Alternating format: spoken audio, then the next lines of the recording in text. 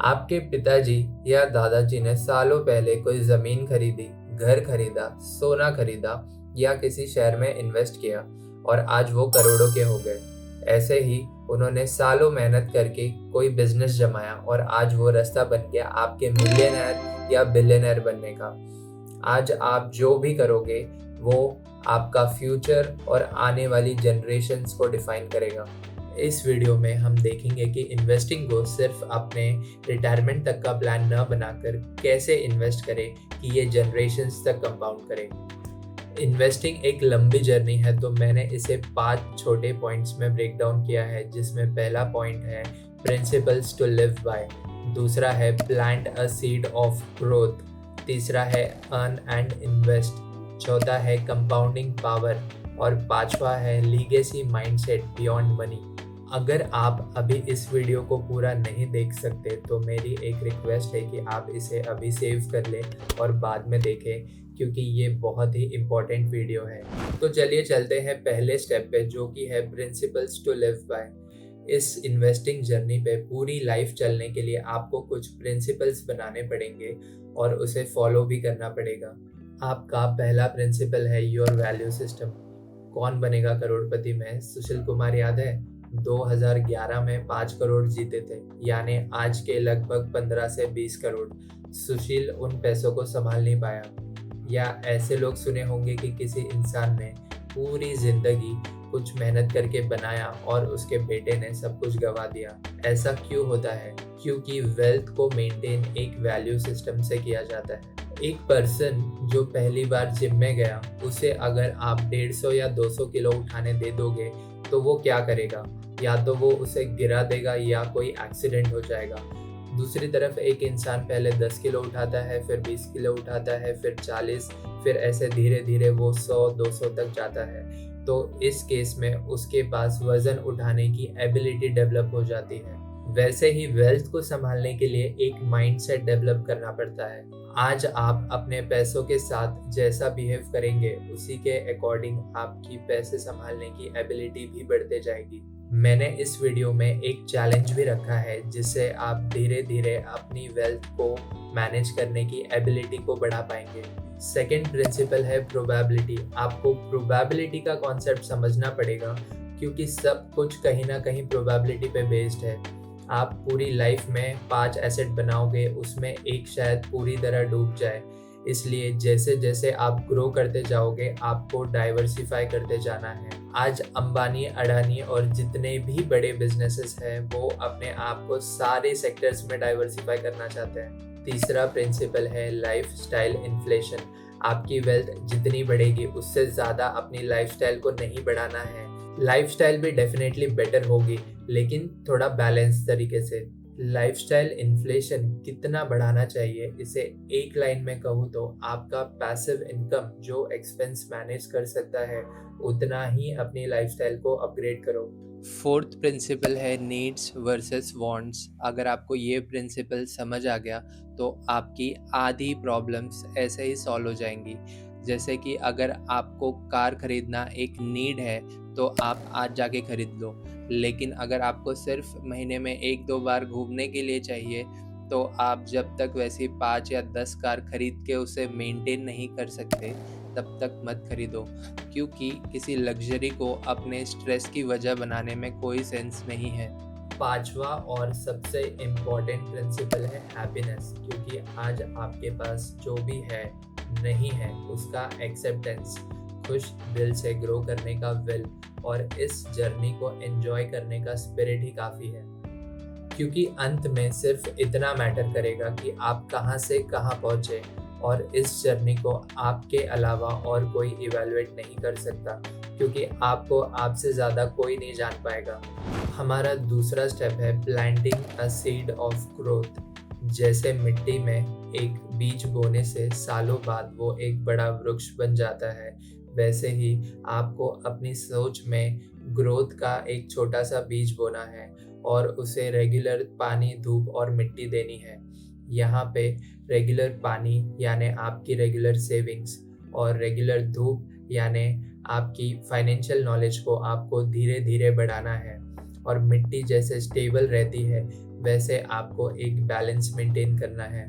आप शांति से बैठ के सोचिए कि आपका आपके पैसे के साथ रिश्ता कैसा है, आप पैसे के साथ कैसे बिहेव करते हैं, आपकी टोटल वेल्थ कितनी है, आपके अर्निंग के क्या क्या सोर्सेस हैं, आपके एसेट्स क्या हैं और आपको कौन सी स्किल आती है जिससे फ्यूचर में आप एक अर्निंग जनरेट कर सकते हैं।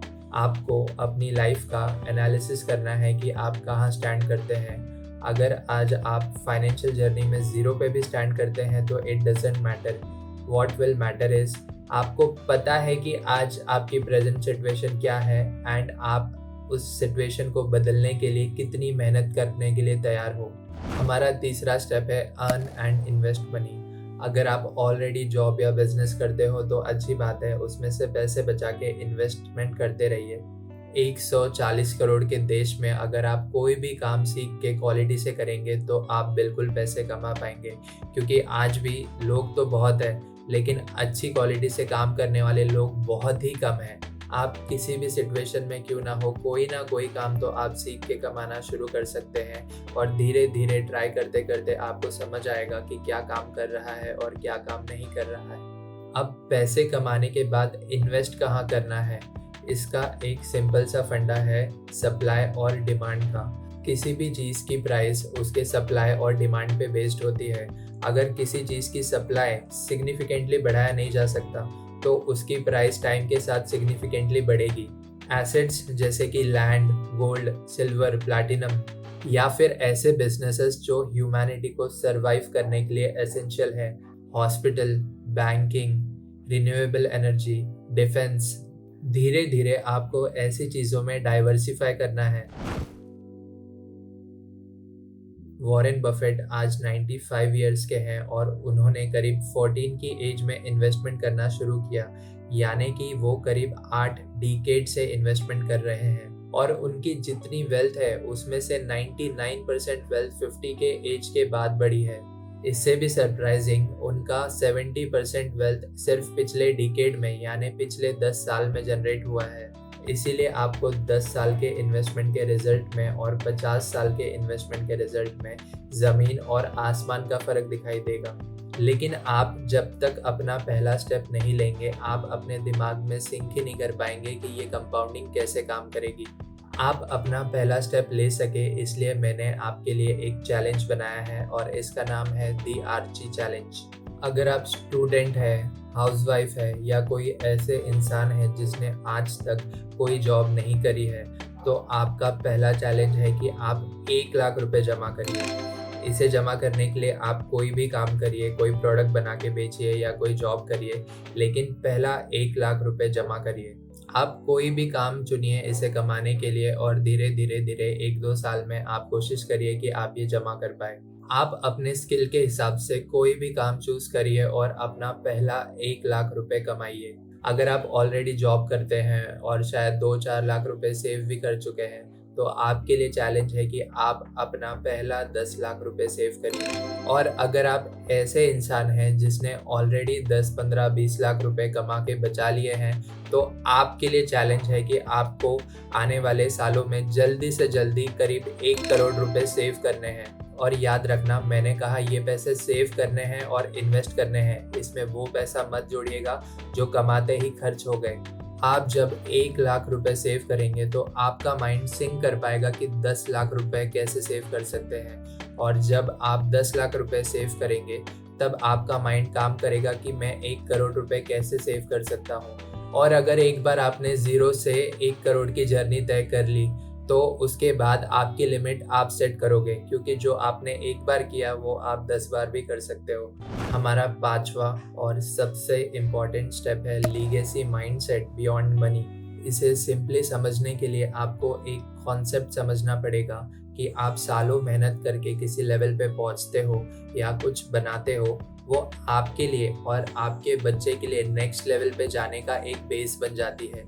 जैसे आपने सालों काम करके एक घर खरीदा और अपने फैमिली की बेसिक खाने पीने की सिक्योरिटी बनाई, तो अब आप या आपका बच्चा उसके आगे सोच पाओगे, आप बड़े रिस्क ले पाओगे।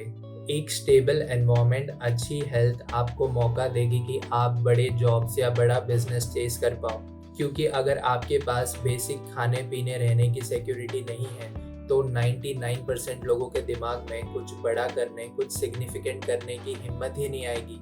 उस इंसान को एक घर खरीदने और अपने फैमिली की बेसिक स्टेबिलिटी बनाने में शायद 10-20 साल या पूरी ज़िंदगी निकल जाएगी। इसलिए आज आप जो भी करेंगे उसका लॉन्ग टर्म इम्पोर्टेंस सोचना। इस वीडियो को मैंने पूरे दिल से बनाया है कि हर कोई जो मेहनत करके आगे बढ़ना चाहता है वो एक लॉन्ग टर्म पर्सपेक्टिव के साथ चल सके और एक प्रॉस्परस लाइफ जिए। आपको अगर इस वीडियो में कुछ नया सीखने नहीं मिला तो बिल्कुल आप इस वीडियो को डिसलाइक कर लेना, लेकिन अगर आपको इसमें कुछ नया सीखने मिला तो इसे लाइक, शेयर और सब्सक्राइब करना ताकि ये लर्निंग और लोगों तक पहुंच सके। Wish you all the very best. मिलते हैं अगले वीडियो में।